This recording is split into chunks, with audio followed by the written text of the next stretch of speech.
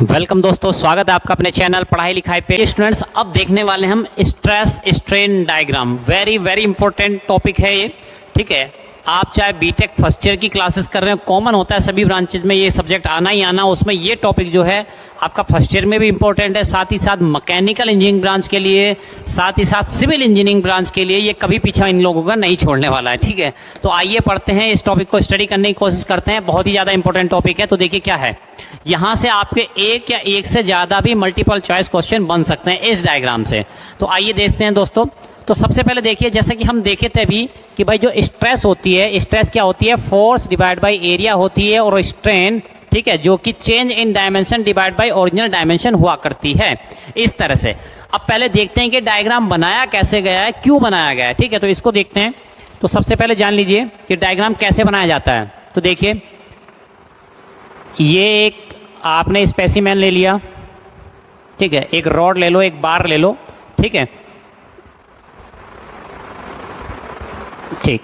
इस बार को UTM machine में फंसाया जाता है, यूटीएम मशीन के, ठीक है, यूटीएम मशीन यानी कि यूनिवर्सल टेस्टिंग मशीन। ठीक, तो देखिए दोस्तों क्या होता है, ये एक वर्क पीस है, मान लिया इसकी लंबाई कितनी है, ठीक है, इसकी लंबाई है, वर्क पीस की लंबाई है कैपिटल एल, ठीक है, कितनी है, कैपिटल एल। लेकिन कुछ पोर्शन, कुछ इस रॉड का जो पोर्शन होता है वो ये जो जबड़े होते हैं, इसके जा होते हैं, उसमें फंसा होता है। तो उतनी लेंथ को हम कंसीडर नहीं करते हैं, इतनी लेंथ को हम कंसीडर नहीं करेंगे। क्यों, क्या होता है, इनको दोनों को फंसाने के बाद जब इस पर लोड लगाया जाता है, ठीक है, तो एक पोर्शन क्या होता है, ऐसे मूव करता है, नीचे डायरेक्शन में मूव करेगा। तो क्या होगा उससे, ठीक है, ये रॉड खींचेगी, ऐसे क्या होगा, रॉड खींचेगी, यानी कि यहाँ से जबड़े में फंसाया आपने इतनी लेंथ, एक्चुअली में कितनी लेंथ, तो एक्सटेंशन जो होगा, जो एलोंगेशन होगी वो कितनी लेंथ पे होगी, स्मॉल एल। तो ऐसी लेंथ जिस पे एलोंगेशन होती है, जिसकी लंबाई बढ़ती है, उसको कहा जाता है गेज लेंथ। क्या कहा जाता है, गेज लेंथ, ठीक है, उसको क्या कहा जाता है, गेज लेंथ। तो एक्चुअली में जो एक्सटेंशन होती है वो सब किस में होती है, गेज लेंथ में होती है। तो आपको ध्यान रखना है, ये जो डायग्राम बनाया गया है, एक वर्क पीस है, रॉड है माइल्ड स्टील की, उसको एक्सटेंड किया जा रहा है, तोड़ने की कोशिश करेंगे, यानी कि टेंसाइल टेस्ट किया जा रहा है एक वर्क पीस पे। तो तब ये डायग्राम बन के आया है। तो आप पहले ध्यान रखिएगा, ये सारी चीजें हम टेंसाइल टेस्ट के लिए करने वाले हैं। ठीक, आइए तो इसको रब आउट कर दे रहे हैं हम। अब देखते हैं, तो देखो भाई क्या हुआ। तो जो टेंसाइल टेस्ट हो रहा है, अब देखिए उसमें क्या हुआ, सीधे से ऐसी चीज हो रही है कि भाई इस पे आपने फोर्स लगाया हुआ है, क्या लगाई हुई है, स्ट्रेस लगाई हुई है, सिग्मा, कितने स्ट्रेस, और सिग्मा को क्या रिप्रेजेंट करते हैं, फोर्स डिवाइड बाय एरिया। अब देखो क्या होता है, जैसे आप इस रॉड को, इस बार को खींचेंगे, ठीक है, तो फोर्स सपोज करो आपने लगाया 10 न्यूटन, ठीक है, और एरिया इनिशियल स्टार्टिंग में ये वाला जो एरिया है मान लिया कितना है, 2, ठीक है, 2 मीटर स्क्वायर मान लिया, ठीक है, ज्यूम किया। तो देखिए स्ट्रेस की वैल्यू कितनी हो जाएगी, 10 divide by 2, that is 10 divide by 2 that is 5 Newton पर मीटर स्क्वायर। ये हो जाएगी स्ट्रेस की वैल्यू। अब ध्यान ये रखिएगा, हम जैसे जैसे ये लंबाई बढ़ती जाएगी, खिंचती जाएगी, हम फोर्स बढ़ाते जाएंगे, यानी कि टेंसाइल टेस्ट जब करते हैं, धीरे धीरे धीरे बार पे, इस रॉड पे फोर्स बढ़ाते जाते हैं, बढ़ाते जाते हैं, बढ़ाते जाते हैं, बढ़ाते जाते हैं, ठीक है। तो तब ये डायग्राम बना। तो देखिए स्ट्रेस ऊपर की डायरेक्शन में यानी वाई डायरेक्शन में है, और आपकी स्ट्रेन जो है वो एक्स डायरेक्शन में। तो ध्यान रखना है, स्ट्रेस स्ट्रेन डायग्राम में स्ट्रेस होती है वाई एक्सिस पे ऊपर की साइड, स्ट्रेन होती है एक्स डायरेक्शन में, हॉरिजॉन्टल डायरेक्शन में यानी कि नीचे की साइड। तो ध्यान रखना है, स्ट्रेस स्ट्रेन, तो स्ट्रेस वर्ड मुंह से पहले निकला है तो वही चीज ऊपर रहेगी, वाई डायरेक्शन में रहने वाली है। ठीक, इस तरह से। तो देखिए क्या होता है, अब जैसे जैसे आप वर्क पीस को खींचते जाएंगे, खींचते जाएंगे, खींचते जाएंगे, लोड बढ़ाते जाएंगे, तो उसकी लेंथ इंक्रीज होना शुरू हो जाएगी, यानी लंबाई तो बढ़ती जाएगी। परंतु उसके बाद जब हम स्ट्रेस काउंट करेंगे, फोर्स बढ़ाते जा रहे हैं, स्ट्रेस काउंट करेंगे, तो ध्यान रखना है, हम जो एरिया लेंगे वो कौन सा एरिया लेने वाले हैं, हम लोग एरिया लेंगे इनिशियल एरिया, यानी एक बार जो हमने शुरुआत में एरिया मेजर कर लिया, नाप लिया, उसी एरिया को बार बार फोर्स बढ़ाते जाएंगे। वैल्यू किसकी बढ़ेगी, फोर्स की वैल्यू बढ़ाते जाएंगे, लेकिन स्टार्टिंग जो एरिया स्टार्टिंग में लिया था वही एरिया हम बार बार लेते जाएंगे, हमेशा एंड तक लेंगे।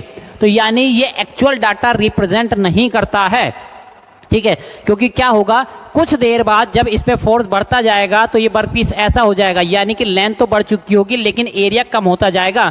तो उस टाइम पे सपोज करो ये लोड हो गया 20 और ये एरिया इसका घट के रह गया 0 पॉइंट, तो एक्चुअली में तो उस टाइम पे स्ट्रेस जो होनी चाहिए वो होनी चाहिए थे 20 डिवाइड बाय 0.5 यानी कि 40। लेकिन हम क्या करते हैं, हम लोड तो बढ़ा दिए, तो लोड तो वही वाला ओरिजिनल ले लेते हैं, एक्चुअल ले लेते हैं, लेकिन एरिया वही लेते हैं जो स्टार्टिंग में। तो यानी कि ये एक्चुअल नहीं है, ट्रू नहीं है, ये जो डायग्राम बना है इसको कहते हैं इंजीनियरिंग स्ट्रेस। तो इंजीनियरिंग स्ट्रेस क्या होती है ये मैं क्लैरिफाई कर देता हूं आपको, ठीक है। तो ये जो डायग्राम बना है ये बना है इंजीनियरिंग स्ट्रेस वर्सेज स्ट्रेन के बीच। तो इंजीनियरिंग स्ट्रेस क्या होती है आप जान लीजिए। इंजीनियरिंग स्ट्रेस ये होती है आपकी force divide by original area, यानी कि शुरुआत में जो एरिया लिया गया था ओरिजिनल एरिया, ठीक है, या आप कह लीजिए force divide by initial area, ऐसे भी आप इसको कह सकते हैं। इनिशियल मतलब शुरुआत में जो एरिया था वही। तो यानी आप कह सकते हैं आप एरिया को कांस्टेंट लेके चलते हैं, जो शुरू में लिया वही बीच में लेना, चाहे इतना लोड बढ़ा दो चाहे कुछ घटा दो, कोई मतलब नहीं। यानी एरिया जो ले रहे हैं आप इनिशियल वाला ही ले रहे हैं, उसको चेंज नहीं कर रहे हैं। तो आप कह सकते हैं कि एक तरह से एरिया को आपने कांस्टेंट मान लिया। इसी तरह स्ट्रेन, जब स्ट्रेन नापते हैं तो del L change in length divide by original length. तो ओरिजिनल लेंथ शुरुआत वाली लेंथ कांस्टेंट होती है, तो यानी ये भी फिक्स वैल्यू हो गई। यानी आप कह सकते हैं स्ट्रेस और स्ट्रेन में जो नीचे वाला पार्ट है, डिनोमिनेटर वाला पार्ट है, वो ऑलमोस्ट कांस्टेंट रहता है। वो इनिशियल वैल्यू लेते हैं वो कांस्टेंट रहती है, डिनोमिनेटर हमेशा कांस्टेंट रहता है। यानी चेंजेस कहाँ हो रहे हैं, सिग्मा स्ट्रेस में चेंज हो रहा है केवल फोर्स में, और यहाँ पे चेंज किस में हो रहा है, डेल एल में चेंज हो रहा है, इनिशियल वैल्यूज सेम है। तो यानी ऊपर वाले पोर्शन में, नॉमिनेटर वाले पोर्शन में चेंज होता है, डिनोमिनेटर में चेंज नहीं हो सकता, इसलिए नीचे वाला पोर्शन कांस्टेंट है। तो इसको एक तरीके से आप कह सकते हैं कि स्ट्रेस स्ट्रेन डायग्राम तो है, साथ ही साथ इसको फोर्स यानी load versus change in length ये वाला डायग्राम भी बोला जा सकता है। बस इसका क्या होगा, क्या कहते हैं, ये इसका शेप चेंज नहीं होगी, क्या होगी, आकार घट बढ़ जाता है। ठीक है, क्या होता है, अभी इतना बड़ा है तो क्या हो जाएगा, छोटा या बड़ा हो जाएगा। इस तरह से stress strain diagram force versus change in length के बीच में भी आप बना सकते हैं, शेप यही रहेगी। ठीक है, तो इस तरह से हम केवल बात करेंगे। अब जब भी हम टर्म यूज करेंगे कि भाई स्ट्रेस वर्सेज स्ट्रेन, तो मैं सीधे सीधे बोला करूंगा, जैसे जैसे फोर्स बढ़ाएंगे लंबाई बढ़ती जाएगी या लेंथ में चेंज होता जाएगा। तो आप समझ जाइएगा, क्योंकि नीचे वाला पोर्शन कांस्टेंट, तो इसलिए मैं स्ट्रेस को फोर्स बोल दे रहा हूं और यहाँ पे स्ट्रेन को चेंज इन लेंथ बोल दे रहा हूं। ठीक है, तो ये पॉइंट आपको ध्यान रखना है यहाँ पे। चलिए आगे देखते हैं। तो अब बढ़ते हैं भाई, देखिए हो क्या रहा है। ठीक है, अब सपोज कीजिए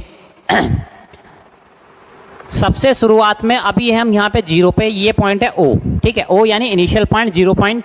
तो जब हम यहाँ पे हैं तो देखिए स्ट्रेस यानी आपने अभी कोई फोर्स नहीं लगाया, 0 वैल्यू है।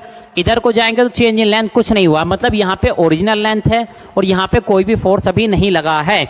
जैसे ही आप थोड़ा आगे बढ़े, सपोज करो इस पॉइंट पे पहुंचे, कहाँ पहुंचे, इस पॉइंट पे। अब समझिए, जब आप इस पॉइंट पे पहुंचे तो देखो स्ट्रेस की वैल्यू इतनी रही है और स्ट्रेन की वैल्यू इतनी, देखो इधर को स्ट्रेन है ना, तो स्ट्रेन इतनी हुई है, मतलब कि चेंज इन लेंथ इतना हुआ है और फोर्स इतना बढ़ाया गया है। तो यानी पहले यहाँ पे थे फिर यहाँ पे, तो धीरे धीरे करके फोर्स बढ़ाते जा रहे हैं। जैसे जैसे फोर्स बढ़ाते जा रहे हैं चेंज इन लेंथ भी होता जा रहा है, एलोंगेशन उसमें होती जा रही है, एक्सटेंशन उसमें होता जा रहा है, क्योंकि हम टेंसाइल टेस्ट के लिए डायग्राम बना रहे हैं। अब समझिए, तो धीरे धीरे भाई जब हम ऐसे पॉइंट पे पहुंचे, मान लिया 1 पॉइंट पे पहुंचे, तो सपोज करो यहाँ पे मैंने स्ट्रेस लगाई 10 और स्ट्रेन की वैल्यू आई 2। ठीक, उसके बाद मैं पहुंचा पॉइंट नंबर 2 पे, यहाँ पे मैंने स्ट्रेस लगाई 20 और स्ट्रेन की वैल्यू आई 4। ठीक, उसके बाद मैं यहाँ पहुंचा A पॉइंट पे, कहाँ पहुंचा, A पॉइंट पे। तो यहाँ पे क्या हुआ, मैंने स्ट्रेस लगाई 30 और ये कितनी आई, ये आई 6, स्ट्रेन की वैल्यू आई 6। यानी कि जैसे जैसे मैं लोड बढ़ाता जा रहा हूं वैसे वैसे स्ट्रेन यानी चेंज इन लेंथ यानी एक्सटेंशन भी बढ़ता जा रहा है। तो अब आप देख पा रहे हैं, जैसे कि इसको रब आउट कर दे रहे हैं, ठीक है, पॉइंट्स को, ये केवल समझाने के लिए था आप लोगों को। ठीक है, तो आप जैसे कि देख पा रहे हैं, जैसे जैसे स्ट्रेस बढ़ा रहा हूं वैसे वैसे स्ट्रेन भी बढ़ती जा रही है, और आप देख रहे हैं एक पर्टिकुलर रेशो में बढ़ रही है, एक अनुपात में बढ़ रही है। यानी 10 है तो 2, 20 है तो 4, 30 है तो 6। यानी ये क्या है, स्ट्रेस और स्ट्रेन एक दूसरे के प्रोपोर्शनल हैं। क्या है, प्रोपोर्शनल। जिस रेशो में स्ट्रेस बढ़ती है उसी रेशो में स्ट्रेन भी बढ़ जाती है। तो इस लिमिट को, इस पॉइंट को, ठीक है, इस पॉइंट को क्या कहा जाता है, पॉइंट नंबर 1 को, इसको कहा जाता है लिमिट ऑफ प्रोपोर्शनैलिटी। ठीक है, या प्रोपोर्शनल लिमिट। तो आप ध्यान करिएगा, यहाँ पे लिख लीजिएगा ए पॉइंट क्या हो गया, 0 से लेकर ए पॉइंट। तो ये ए पॉइंट क्या है, इसको आप लिखेंगे प्रोपोर्शनल लिमिट। क्या है ये, प्रोपोर्शनल लिमिट। कहाँ तक है, पॉइंट नंबर ए तक। कहाँ तक है, पॉइंट नंबर ए तक। यानी जितनी ज़्यादा स्ट्रेस उतनी ज़्यादा स्ट्रेन कहाँ तक, पॉइंट नंबर ए तक वैलिड रहती है। इसका मतलब आप समझ रहे हैं। इससे पहले हमने आपको पढ़ाया था हुक्स लॉ। हुक्स लॉ भी यही कहता था, stress is proportional to strain, ठीक है, यही कहता था। तो इसका मतलब क्या हुआ, जो हुक्स लॉ था स्ट्रेस प्रोपोर्शनल टू स्ट्रेन, वो केवल कहाँ तक वैलिड है, तो वो पॉइंट ए तक वैलिड होता है, दैट इज केवल प्रोपोर्शनल लिमिट तक वैलिड होता है। तो आप स्ट्रेस वर्सेस स्ट्रेन का जो डायग्राम था, सॉरी जो उसका फॉर्मूला था, वो लगा सकते हैं केवल ए पॉइंट तक। ए पॉइंट तक जो स्ट्रेस होगी वहां तक जो स्ट्रेन होगी, इसी के 0 से लेकर ए तक वो फॉर्मूला एप्लीकेबल है। उसके बाद वो फॉर्मूला काम करना बंद कर देगा। तो इसका क्या मीनिंग निकला कि वो फॉर्मूला काम करना बंद करेगा, आइए देखते हैं। आप सुनिए, सपोज करो पॉइंट नंबर ए पे आप स्ट्रेस लगा रहे थे 30, ठीक है, और स्ट्रेन मिली थी आपको 6। मान लिया, एज्यूम कर लिया, डाटा डिफरेंट भी हो सकता है, तो हमने एज्यूम कर लिया कि 30 स्ट्रेस लगाई, स्ट्रेन मिली आपको 6, ठीक है, ये ठीक है। यानी 10 पे मिली थी कितनी, 2, 20 पे मिली थी कितनी, 4, 30 पे कितनी मिली, 6। तो ये कहाँ तक वैलिड चलता है, ये चलता है पॉइंट ए तक। तो इसलिए इसको बोला गया प्रोपोर्शनल लिमिट। उसके बाद आगे चीज देखते हैं। अब देखिए होता क्या है, ए पॉइंट के बाद क्या होगा, अब ए पॉइंट के बाद जैसे ही आप फोर्स बढ़ाएंगे, अब आपने फोर्स बढ़ाया, मान लिया सपोज करो कितना कर दिया, 40, आपने कितना कर दिया, 40 कर दिया। अब जो स्ट्रेन हुई, ठीक है, सपोज करो आपको स्ट्रेन मिली कितनी, आपको स्ट्रेन मिली 7, कितनी मिली, 7। तो देखो ये जो रेशियो पर्टिकुलर प्रोपोर्शनल चल रहा था वो यहाँ पे ब्रेक हो गया। 40 देखो, 30 पे कितनी थी 6, 40 पे कितनी होनी चाहिए थी, 40 पे होनी चाहिए थी आपकी 8, लेकिन वो अनुपात, वो रेशियो बन के नहीं रह पाया अब, ठीक है। तो इसलिए ये प्रोपोर्शनल लिमिट यहाँ पे ब्रेक हो जाती है। अब ये रूल फॉलो नहीं होता है। इसी तरह और आगे बढ़े, हम पहुंचे कहाँ पे, बी पॉइंट पे पहुंच गए। कहाँ पे पहुंचे, बी पॉइंट। मान लिया बी पॉइंट पे कितना है, 50। अब यहाँ पे आपको जो मिली, सपोज करो कितनी मिली, 7.5। तो देखो ये जो रेशियो था, ये प्रोपोर्शनल केवल ए तक फॉलो करता था, बी तक ये फॉलो नहीं हो रहा है, बी तक ये फॉलो नहीं हो रहा है। तो इसलिए ए तक थी आपकी प्रोपोर्शनल लिमिट। अब देखिए, तो भाई बी तक क्या है, फिर बी को क्या कहेंगे, तो देखो बी जो पॉइंट है वो है आपका इलास्टिक लिमिट। पॉइंट बी क्या है, इलास्टिक लिमिट है। अब लिख लीजिए यहाँ पे, ठीक है, इसको मैं रब आउट कर दे रहा हूं, ठीक। पॉइंट बी है, यहां तक आपकी होती है इलास्टिक लिमिट। क्या होती है, इलास्टिक लिमिट, ठीक है। इलास्टिक लिमिट का मतलब आप समझ रहे हैं। इससे पहले हमने इलास्टिक के बारे में बताया था आपको कि रबर ज्यादा इलास्टिक होती है कि स्टील। तो अब जानिए स्टील इलास्टिक का मतलब क्या होता है। इलास्टिक का मतलब ये होता है कि सपोज करो आप फोर्स लगाते जा रहे हो, आप फोर्स लगाते जा रहे हो, उसके बाद क्या हो रहा है, जैसे ही आप फोर्स लगाते जा रहे हो, जैसे ही लोड हटाओगे तो बॉडी अपनी ओरिजिनल पोजीशन में, ओरिजिनल कंडीशन में आ जाएगी। यानी after removal of force the body will obtain its original position, original condition में वापस आ जाएगी। कहां तक, बी पॉइंट तक, ठीक है। मान लिया बी पॉइंट तक की लिमिट कितनी थी, मान लिया बी पॉइंट तक की लिमिट थी 70, ठीक है, कितनी थी 70। तो 70 न्यूटन तक या 70 तक की स्ट्रेस आप लगाओगे, इतनी बी पॉइंट तक की स्ट्रेस लगाते जाओ लगाते जाओ, तो जैसी लोड हटाओगे फिर से 0 पे आ जाएगा, ठीक है। यानी उसमें कोई भी स्ट्रेस नहीं रह जाएगी, कोई भी स्ट्रेन नहीं रह जाएगी जब आप लोड हटा लोगे। तो इसलिए बी को कहा गया है इलास्टिक लिमिट। तो ध्यान रखना है, 0 से लेकर बी तक, यहां तक कितना भी फोर्स आप लगा लीजिए, कितनी भी स्ट्रेस लगा लीजिए, उसकी सारी स्ट्रेस रिमूव हो जाएगी, वो फिर से अपनी ओरिजिनल पोजीशन में वापस आ जाने वाला है, ठीक है। इसलिए बी पॉइंट को कहा गया है इलास्टिक लिमिट। तो प्रोपोर्शनल लिमिट और इलास्टिक लिमिट में फर्क होता है। कभी कभी तो ऑब्जेक्टिव क्वेश्चन यही पूछ लिया जाता है कि इलास्टिक लिमिट ज्यादा होती है कि प्रोपोर्शनल लिमिट ऊपर होती है, ठीक है। तो ये भी ध्यान रखना है, पहले प्रोपोर्शनल लिमिट आती है, उसके बाद इलास्टिक लिमिट आती है, ठीक। चलिए ये पॉइंट समझ में आया। अब देखिए क्या हो रहा है, यानी कि यहां तक आप फोर्स लगाएंगे तो वो ओरिजिनल पोजीशन में वापस आ जाएगा, यानी उसमें कोई भी स्ट्रेन नहीं रह जाएगी अगर लोड हटा दिया जाए तो। अब क्या, उसके बाद सपोज करो ये बी पॉइंट पे स्ट्रेस कितनी थी, बी पॉइंट पे 70 थी और आपको ये मिल रहा था कितना, 7.5 स्ट्रेन मिल रही थी, मान लिया, एज्यूम कर लिया। अब उसके बाद अगर आप स्ट्रेस की वैल्यू 70 से ज्यादा बढ़ाओगे, सपोज करो आपने 80 किया, अब क्या, ठीक है। तो अब क्या होगा, जैसे आप लोड बढ़ाओगे, बी से ऊपर लेके जाओगे तो क्या होगा, यानी कि अब सपोज करो ये हो गया आपका 8.2, मान लिया कितना हो गया 8.2। तो अब आप समझ लीजिए अगर इलास्टिक लिमिट से ज़्यादा स्ट्रेस आप लगाते हैं, ज़्यादा फोर्स लगा रहे हैं, तो बॉडी की लेंथ तो बढ़ेगी, ठीक है, उसमें स्ट्रेन तो आएगी, लेकिन बॉडी अपनी ओरिजिनल पोजीशन को रीगेन नहीं कर पाएगी, दोबारा से ऑब्टेन नहीं कर पाएगी, कुछ ना कुछ स्ट्रेन यानी उसकी लंबाई कुछ ना कुछ बढ़ी हुई रह जाएगी, कभी भी ओरिजिनल पोजीशन में वापस नहीं आ पाएगी, ठीक है। तो इसको कहते हैं उसमें यील्डिंग स्टार्ट हो गई। क्या हो गई? यील्डिंग। यील्डिंग मतलब ये स्पेलिंग देख लेते हैं एक बार, YIELDING, ठीक है। क्या हो गई है? उसमें यील्डिंग स्टार्ट हो गई है, मतलब कि परमानेंट डिफॉर्मेशन उसमें आना स्टार्ट हो चुकी है। अब परमानेंट डिफॉर्मेशन स्टार्ट हो चुकी है मतलब आपने देखिए क्या किया, सपोज करो ये पीस था 1 मीटर का, फोर्स लगाया तो ये हो गया है कितना, 1.5 मीटर का। जैसे ही आप फोर्स हटाओगे तो ठीक है, अगर इलास्टिक लिमिट में रहता तो ये फिर से 1 मीटर पे आ जाना चाहिए था, लेकिन अब क्या होगा, क्योंकि बी से इलास्टिक लिमिट से अगर आपने लोड ज़्यादा लगा दिया है, तब क्या होगा, ये हो सकता है ऐसे रह जाए 1.01 मीटर, इतना हो जाए, यानी कि 1 मीटर को अचीव नहीं कर पाया, 0.01 इतना इसमें स्ट्रेन बाकी रह गई, यानी इतनी लंबाई उसकी बढ़ चुकी है। तो इसको कहते हैं परमानेंट डिफॉर्मेशन आना स्टार्ट हो जाती है, यानी कि यील्डिंग स्टार्ट हो जाती है। यील्डिंग मतलब कुछ नया बनना शुरू हो जाता है, अपनी ओरिजिनल पोजीशन में नहीं रह पाता। ठीक, आप लोड बढ़ाते जाएंगे बढ़ाते जाएंगे बढ़ाते जाएंगे, स्ट्रेन भी बढ़ती जाएगी, कहाँ तक?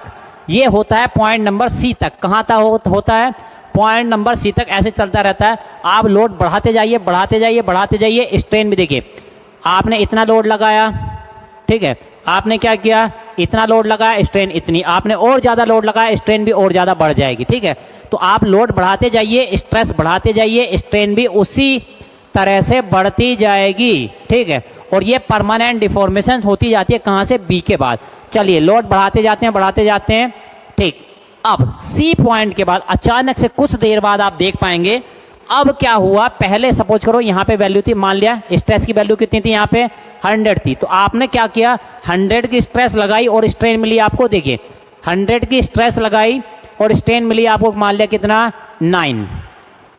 अब क्या होगा, अब आप लोड को थोड़ा कम भी कर सकते हैं, यानी कि 100 का फोर्स ना लगाइए, आप हो सकता है 90 का फोर्स लगाइए। देखिए डिक्रीज हो रहा है यहाँ पे, तो डिक्रीज होने का मतलब थोड़ा कम भी आप लगाएंगे, सपोज करो 90 लगाएंगे तो भी आपको स्ट्रेन मिलेगी। सपोज करो कितनी हो गई, 9.5 हो गई, मतलब कम लोड लगाएंगे फिर भी एलोंगेशन होगी।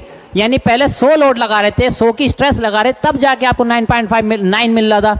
अब क्या होगा, लोड को कम कर दीजिए, लोड को 90 कर दीजिए, 95 कर दीजिए, फिर भी उसमें स्ट्रेन होगी। मतलब आप समझ पा रहे हैं कि मटेरियल पहले से ज्यादा वीक हो चुका है, कमजोर हो चुका है, ठीक है। मटेरियल क्या हो चुका है, पहले से ज्यादा कमजोर हो चुका है, वीक हो चुका है। अब समझिए इसका कारण क्या है, क्यों ऐसा हुआ, ठीक है। आप उसको खींचे जा रहे थे, ठीक है। अब ऐसा हुआ, खींचते जा रहे, लोड बढ़ाते गए बढ़ रहा है, यानी आपको और बढ़ाना तो और लोड बढ़ाइए, और लंबाई बढ़ानी तो और लोड लगाइए, लेकिन क्या हुआ, लोड कम लगाइए फिर भी लंबाई बढ़ेगी, ठीक है। तो ऐसा हो रहा है, किस पॉइंट के बाद ऐसा होना शुरू हो जाता है, लोड को कम कीजिए, तो ये पॉइंट है सी, और इस पॉइंट को कहा जाता है अपर यील्ड पॉइंट।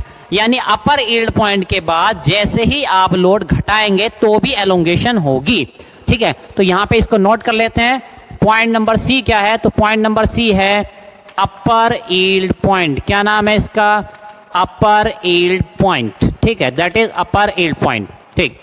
उसके बाद लोड घटाते जाइए, स्ट्रेस घटाते जाइए, स्ट्रेन बढ़ती रहेगी, लंबाई बढ़ती रहेगी, कब तक, क्या भाई स्ट्रेस को घटा के जीरो कर दें, ठीक है। तो ऐसा नहीं है, तो यानी केवल कुछ ही देर तक ये काम रहता है, कुछ ही पोर्शन तक, ठीक है, केवल कुछ ही पोर्शन तक ये काम रहेगा। लोड घटाते रहिए, स्ट्रेन बढ़ती रहेगी, लेकिन ऐसा नहीं है स्ट्रेस घटा के जीरो कर दो और स्ट्रेन बढ़ती रहे, तो ऐसा तो पॉसिबल नहीं है। तो इसकी भी एक लिमिट है, बस कुछ देर तक होता है। कहां तक होता है ये, पॉइंट नंबर डी तक, कुछ देर तक, यानी पॉइंट नंबर डी तक होता है। तो जिस मिनिमम पॉइंट तक स्ट्रेस को घटाया जा सकता है और स्ट्रेन बढ़ती रहे, उस पॉइंट को बोला जाता है डी, यानी कि लोअर यील्ड पॉइंट। क्या बोला जाता है, लोअर यील्ड पॉइंट।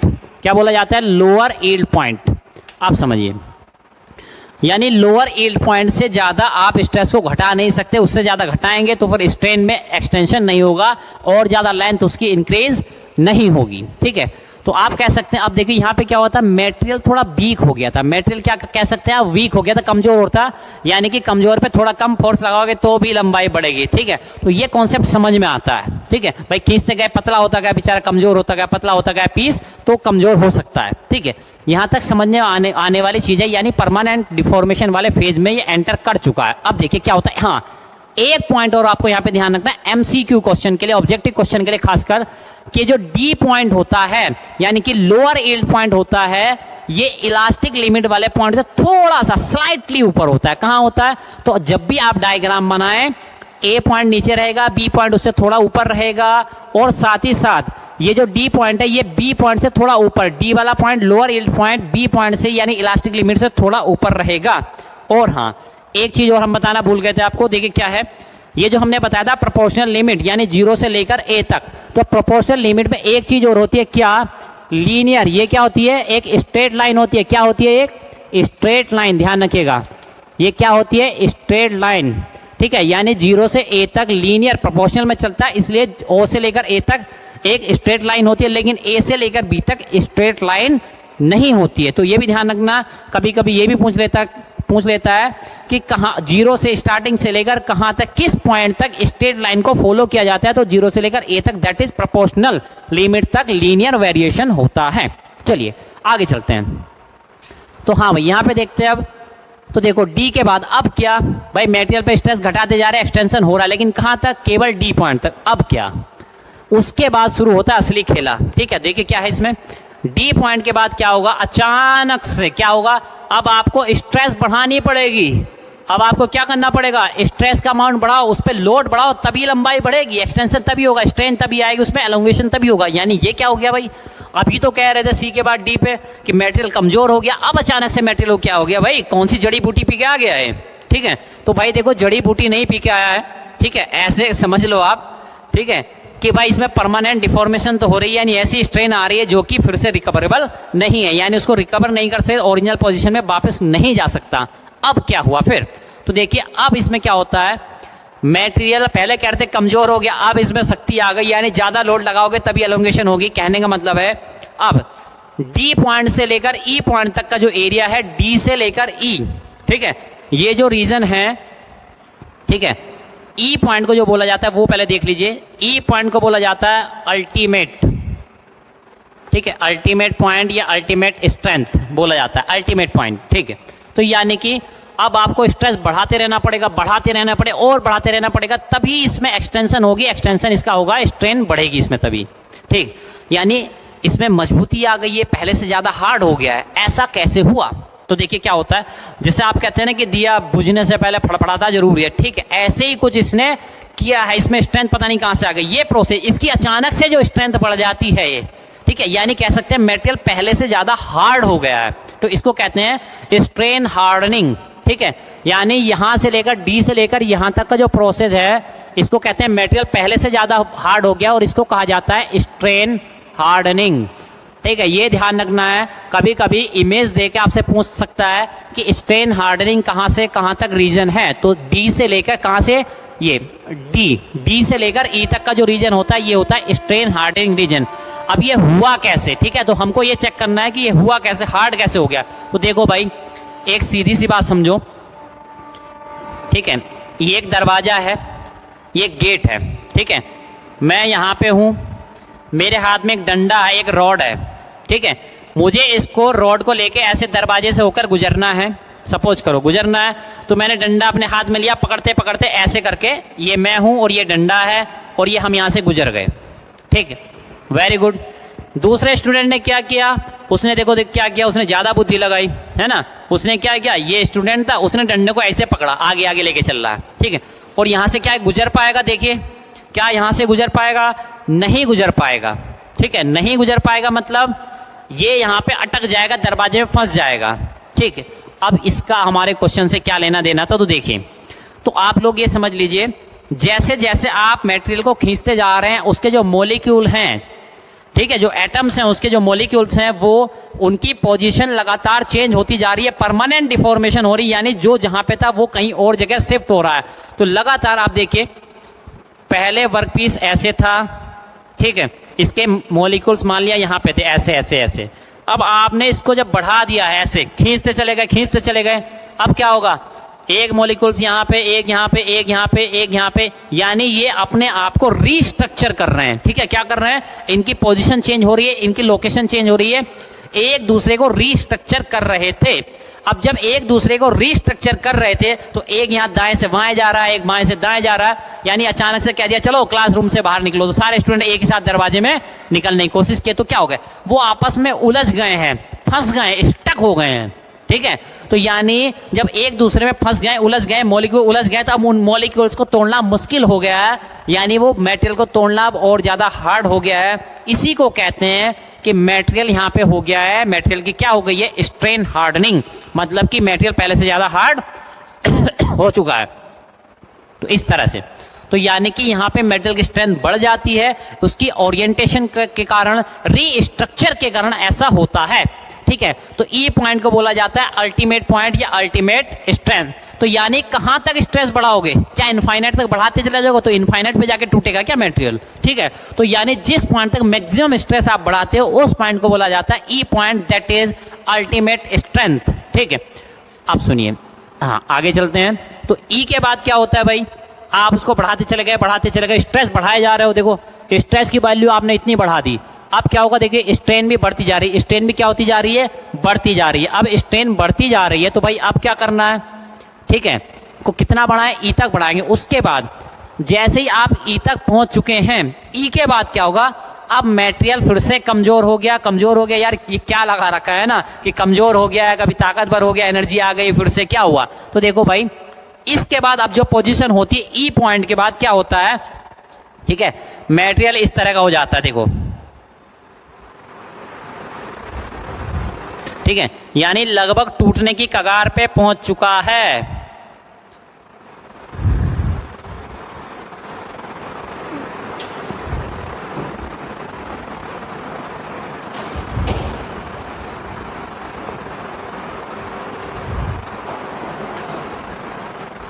ठीक है, ये मटेरियल यहां से बीच से पतला होता, खींचते चले जाओगे तो क्या हो जाएगा, यहां से पतला होता चला जाएगा। ठीक है, बहुत ही ज्यादा कमजोर हो जाएगा, वीक हो जाएगा, यहां से पतला हो जाएगा, यानी जैसे शरीर होता है और ये गले वाला पोर्शन होता है, गला कितना होता है, पतला होता है। ठीक है, गर्दन का पोर्शन क्या होता है, पतला होता है। तो इसको कहते हैं नेकिंग फॉर्मेशन। क्या हो रही है, नेकिंग फॉर्मेशन, कहां से कहां तक, ई से लेकर एफ तक क्या हो रही है, नेकिंग फॉर्मेशन।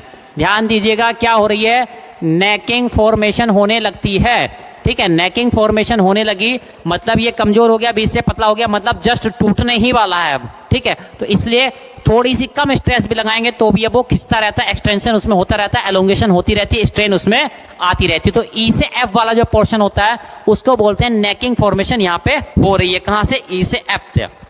अब भाई नेकिंग फॉर्मेशन होती जाएगी, फिर क्या होगा भाई, एक पॉइंट पे जाके अब उसमें क्या होता है, क्रैक बनना शुरू हो जाता है। क्या हो जाता है, क्रैक। ठीक है, उसमें क्रैक आना शुरू हो जाएगा और अल्टीमेटली वो टूट जाएगा, दो हिस्सों में बट जाएगा। किस तरह से बटेगा, तो ये देखिए, ये इस टाइप की स्ट्रक्चर होती है उसकी, जो टूट के बटता है वो। ठीक है, इस टाइप की स्ट्रक्चर ये। ठीक है, तो यानी इसको बोला जाता है कप। ठीक है, इधर होलो पोर्शन रहेगा और इधर सॉलिड पोर्शन रहेगा, तो इसको बोला जाता है कोन। ठीक है, तो ये किस टाइप की फ्रैक्चर, जब फ्रैक्चर होता है F point, that is fracture point. F point क्या होता है, फ्रैक्चर पॉइंट।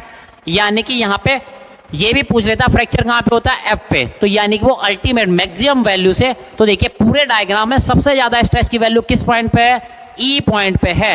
एफ पॉइंट पे ब्रेक हो जाता है, फ्रैक्चर हो जाता है, दो पार्ट में हिस्सों में बट जाता है, तो इसको कहते हैं फ्रैक्चर पॉइंट। तो यहाँ पे लिख दे रहे हैं एफ पॉइंट क्या है, तो एफ पॉइंट जो होता है आपका वो होता है फ्रैक्चर पॉइंट। एफ क्या है, फ्रैक्चर या ब्रेकिंग पॉइंट। ठीक है, फ्रैक्चर या ब्रेकिंग पॉइंट। ठीक है, इस तरह से फ्रैक्चर या ब्रेकिंग पॉइंट।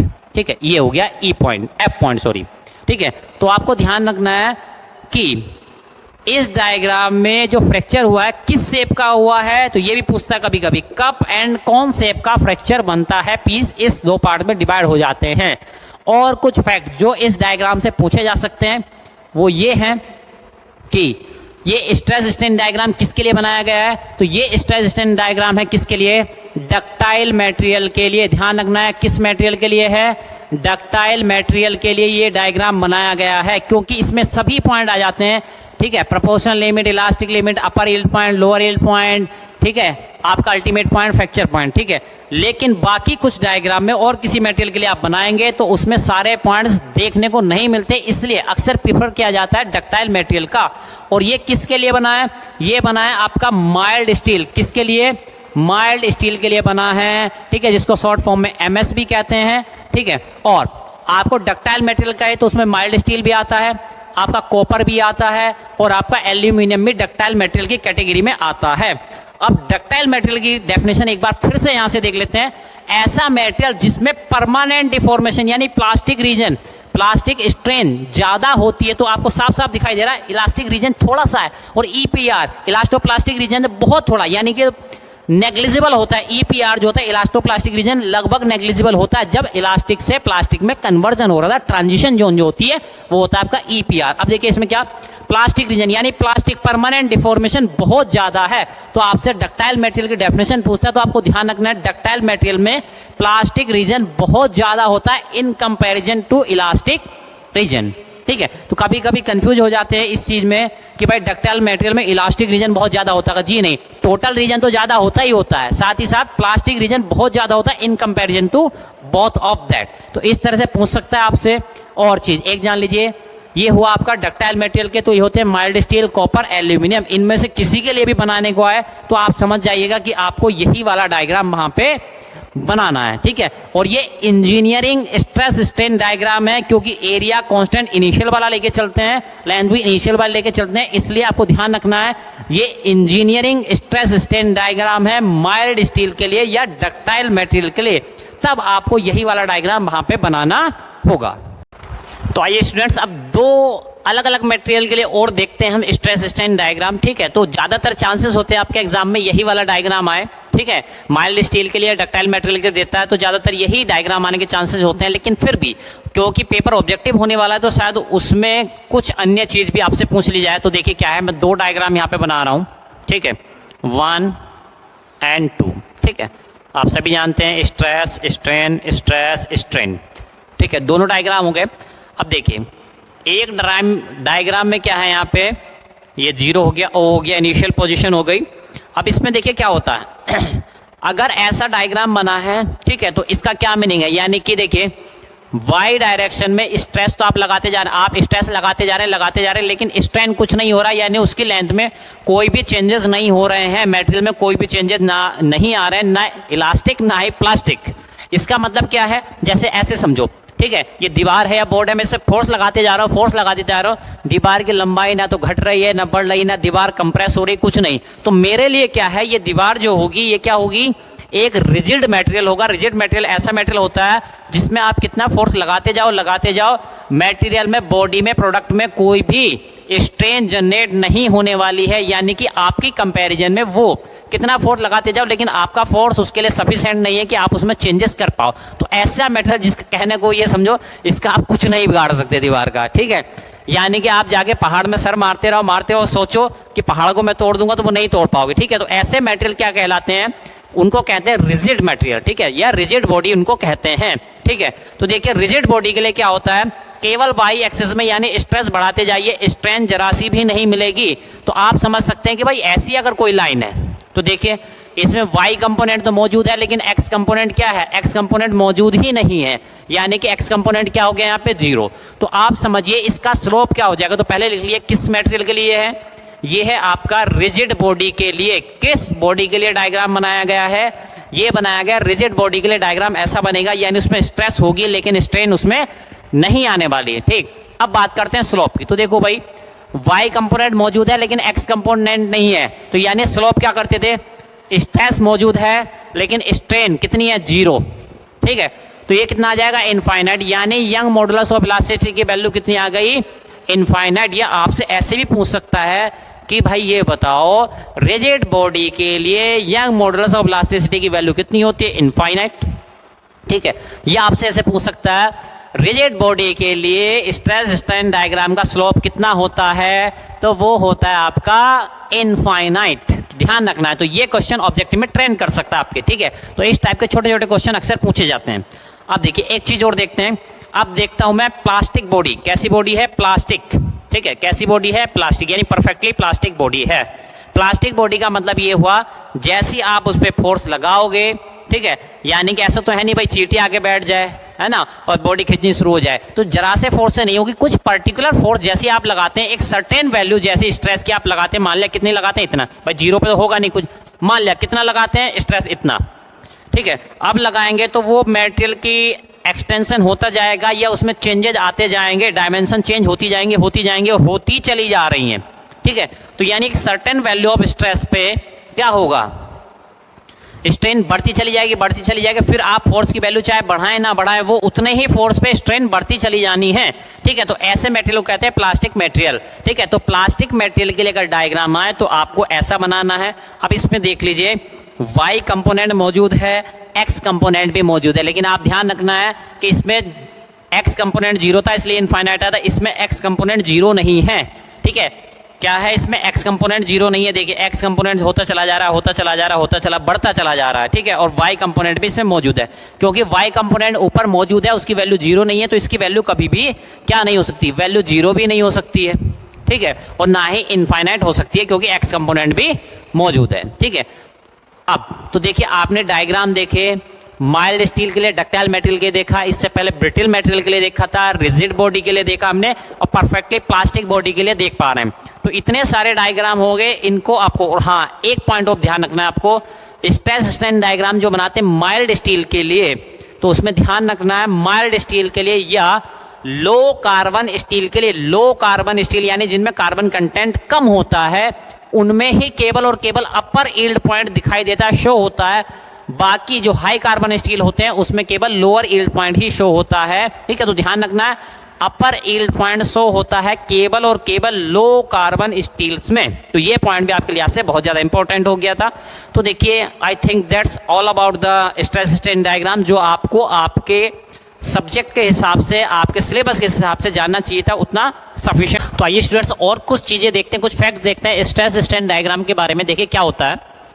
अब देखिए जैसे क्या है, ये डायग्राम मैंने बनाया है, तो जैसे कि आप देख रहे हैं वाई एक्सेस पे है स्ट्रेस, वाई एक्सेस पे क्या है स्ट्रेस है, एक्स एक्सेस पे क्या है स्ट्रेन है।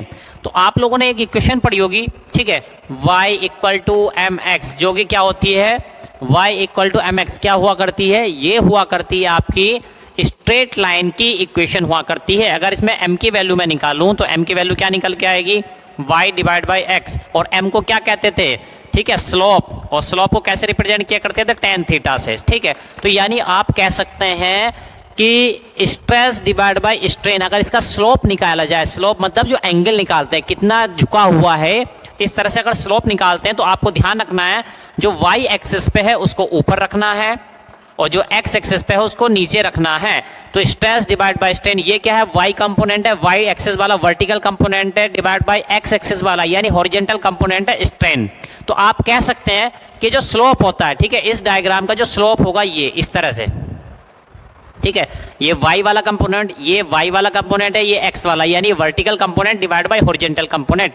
तो ये क्या देता है, ये देता है आपको एंगल, कौन सा एंगल, ये स्लोप, ये कौन सा देता है एंगल, ठीक है। तो ये स्लोप देखा है मतलब कितना इंक्लाइंड है, कितना झुका हुआ है। तो स्ट्रेस डिवाइड बाय स्ट्रेन, यानी आपसे क्वेश्चन ये पूछ सकता है कि स्ट्रेस स्ट्रेन डायग्राम का जो स्लोप है वो किसकी वैल्यू देता है। तो आप जानते हैं स्ट्रेस डिवाइड बाय स्ट्रेन क्या होता है, E, यानी कि यंग मॉडुलस ऑफ इलास्टिसिटी, ठीक है, यानी कि आप सीधे सीधे कह सकते हैं अगर आपको दो डायग्राम दिए हुए हैं, सपोज करो आपको दो डायग्राम दिए हैं, ये दिया A और दूसरा दिया है V, ठीक है, एक दिया A दूसरा दिया है B, तो आप देख पा रहे हैं ये मान लिया थीटा 1 है दूसरा थीटा 2, तो यानी कि थीटा 2 बड़ा है किससे, थीटा 1 से, theta 2 greater than theta 1, that is B वाले का स्लोप ज्यादा है, यानी B वाले मटेरियल का मॉडुलस ऑफ इलास्टिसिटी ज्यादा आएगा, यानी कि वो ज्यादा इलास्टिक होगा। इस तरह से आपसे पूछा जा सकता है, ठीक। तो ये था कुछ कंपोनेंट्स जो आपको स्लोप के बारे में बताए गए यहाँ पे, ठीक है, यानी y वाला कंपोनेंट जितना ज्यादा होगा, वर्टिकल वाला कंपोनेंट जितना ज्यादा होगा, ठीक है, उतना ही यंग मॉडुलस ऑफ इलास्टिसिटी की वैल्यू ज्यादा होगी। तो ये था इसके स्लोप के बारे में, ठीक। और भी कुछ फैक्ट्स देखे हमने, यहां से क्या देखें, कुछ और फैक्ट्स भी देखें क्या, ठीक है, जैसे कि नोट करके आप लोग यहां पे लिख लीजिएगा, नोट करके कि व्हेन कैलकुलेशन, ठीक है, कि जब ये हम कैलकुलेट कर रहे हैं, व्हेन कैलकुलेशन यानी स्ट्रेस स्ट्रेन की is based, when stress calculation, ठीक है, व्हेन स्ट्रेस, ठीक है, कैलकुलेशन इज बेस्ड ऑन, ठीक है, ओरिजिनल या इनिशियल, ठीक है, ओरिजिनल या इनिशियल एरिया, देन क्या होगा, stress is called, then stress is called, तब स्ट्रेस को हम क्या कहते हैं, तो उसको कहते हैं इंजीनियरिंग स्ट्रेस। क्या कहते हैं, इंजीनियरिंग स्ट्रेस, ठीक है। और इस डायग्राम को, यानी कि ऐसा डायग्राम जो इंजीनियरिंग स्ट्रेस वर्सेस स्ट्रेन के बीच बनाया गया, उसको कहते हैं इंजीनियरिंग स्ट्रेस स्ट्रेन डायग्राम। तो ये ध्यान रखना है। और पहले ओरिजिनल के बेसिस पे था, यानी कि ओरिजिनल यानी इनिशियल, और जब ये किसके बेसिस पे होगा, जब ये एक्चुअल एरिया का, ठीक है, तो जिस टाइम पे जो एरिया है, ठीक है, जैसे चेंज करते जा रहे हैं, जिस टाइम पे जो एरिया है उसी एरिया को ले रहे हैं, तो उसको कहेंगे हम क्या, ट्रू स्ट्रेस। क्या कहेंगे, true stress. And diagram is known as true stress strain diagram. तो ये कुछ 2 पॉइंट्स थे जो हमने इसमें डिस्कस किए, ठीक। और चीजें जानते हैं, तो देखो भाई, ये डायग्राम जो हमने बनाया था, आप ध्यान रखिएगा, ये डक्टाइल मटेरियल के लिए था। किसके लिए था, डक्टाइल मटेरियल के लिए, जैसे कि माइल्ड स्टील हो गया, आपका कॉपर हो गया, आपका एल्यूमिनियम हो गया, इन मटेरियल्स के लिए था, ठीक। तो ये तो माइल्ड स्टील के लिए यानी डक्टाइल मटेरियल के लिए हुआ। अगर आपसे पूछता है ब्रिटिल मटेरियल के लिए डायग्राम कैसा बनेगा, तो आई विल रब आउट दिस, ठीक है, ओके। अगर आपसे पूछा जाता है कि भाई आप ये मटेरियल बनाओ, डायग्राम बनाओ, किसके लिए, ब्रिटिल मटेरियल के लिए, तो ब्रिटिल मटेरियल क्या होते हैं, देखिए, ऐसे मटेरियल जिसमें बिल्कुल भी परमानेंट डिफॉर्मेशन नहीं होती है, बिल्कुल भी प्लास्टिक डिफॉर्मेशन नहीं है, होती है थोड़ी बहुत इलास्टिक डिफॉर्मेशन ही होती है, ठीक है। तो उसको कहते हैं हम क्या, ब्रिटिल मटेरियल। जैसे कि ग्लास होता है, शीशा होता है, ठीक है, उसको फोर्स लगाते जाओ, थोड़ा बहुत खींचना होगा, खींचेगा नहीं, तो आप ज़्यादा उसको खींचने की कोशिश करोगे, ज़्यादा फोर्स लगाएगा, वो टूट जाएगा, बिखर जाएगा, यानी परमानेंट डिफॉर्मेशन कुछ नहीं होगी, वो ब्रेक हो जाएगा। जरा सी भी परमानेंट डिफॉर्मेशन नहीं आ जाएगी, वो क्या हो जाएगा, ब्रेक हो जाएगा, टूट जाएगा, फ्रैक्चर हो जाएगा, ठीक है। तो देखिए उसके लिए डायग्राम कैसा बनेगा, stress versus strain diagram for brittle material, ठीक है। किसके लिए, ब्रिटिल मटेरियल के, तो देखिए ऐसे जाएगा और टूट जाएगा, क्या हो जाएगा, ब्रेकिंग पॉइंट। यही पॉइंट हो जाएगा क्या, ब्रेकिंग पॉइंट हो जाएगा यही, ठीक है। तो जैसा कि आप देख पा रहे हैं कि इस पे यहाँ तक गया, यहाँ तक गया, इलास्टिक लिमिट तक गया, उसके बाद क्या हुआ, जैसे ही आपने परमानेंट डिफॉर्मेशन करने की कोशिश की, वो ब्रेक हो गया, यानी इतना, ये यहाँ से लेकर यहाँ तक, ये जो था, जो प्लास्टिक डिफॉर्मेशन होती, इतना रीजन गायब ही हो गया एक तरह से, ठीक है। तो ब्रिटिल मटेरियल में परमानेंट डिफॉर्मेशन नहीं होती है, बस थोड़ा सा इलास्टिक जोन होता है, यानी केवल और केवल इलास्टिक रीजन इसमें पाया जाता है थोड़ा सा, बाकी इसमें प्लास्टिक रीजन लगभग गायब होता है, लगभग जीरो होता है, ठीक है। इस तरह से हो गया आपका ब्रिटिल मटेरियल के। तो यहां पे लिख लीजिएगा फॉर ब्रिटिल मटेरियल, किसके लिए है, फॉर ब्रिटिल मटेरियल, किसके लिए है, for brittle material. Brittle material के एग्जांपल यहां पे लिख दे रहा हूं मैं, CI, that is cast iron. ध्यान रखना, कास्ट आयरन। अगर आपसे पूछा जाए कॉपर के लिए, एल्यूमिनियम के लिए, माइल्ड स्टील के लिए बनाइए, तो आपको ऐसा डायग्राम बनाना पड़ेगा। ब्रिटिल मटेरियल के नाम से पूछे, या कास्ट आयरन के नाम से पूछे, या ग्लास के नाम से पूछे, तो आपको ये वाला डायग्राम आपको वहां पे बना।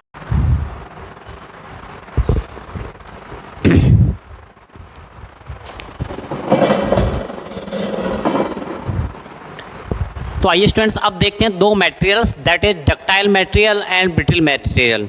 ये दोनों काफ़ी ज़्यादा इस्तेमाल होते हैं हमारे इंजीनियरिंग के जो मटेरियल्स होते हैं, डक्टाइल मटेरियल और ब्रिटिल मटेरियल, खासकर मैकेनिकल और सिविल वालों को तो पीछा ही छोड़ने वाले नहीं है अगले 4 साल तक। तो देखिए क्या होता है, what is ductile material, material which permit more permanent deformation, ठीक है, ऐसा मटेरियल जिसमें परमानेंट यानी कि प्लास्टिक डिफॉर्मेशन बहुत ज़्यादा होती है, यानी कि किसके कंपैरिजन में, इलास्टिक डिफॉर्मेशन के कंपैरिजन में प्लास्टिक डिफॉर्मेशन ज़्यादा होती है, उसको कहते हैं डक्टाइल मटेरियल।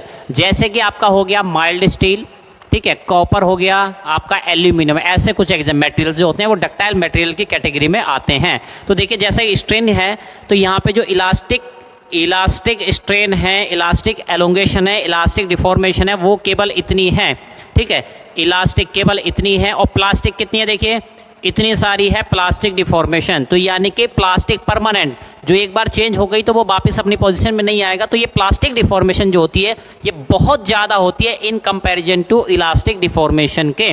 तो ऐसे मटेरियल कहलाते हैं आपके डक्टाइल मटेरियल्स, ठीक। नेक्स्ट देखते हैं ब्रिटिल मटेरियल क्या होते हैं भाई। ब्रिटल मटेरियल ऐसे मटेरियल होते हैं not permit any permanent deformation, जैसे कि हमने स्ट्रेस स्ट्रेन डायग्राम भी देखा था परमानेंट ब्रिटल मटेरियल के लिए, तो क्या होता था ऐसे, ठीक है, यानी कि जो होती थी इलास्टिक डिफॉर्मेशन ही हुआ करती थी। कैसी डिफॉर्मेशन हुआ करती थी? इलास्टिक।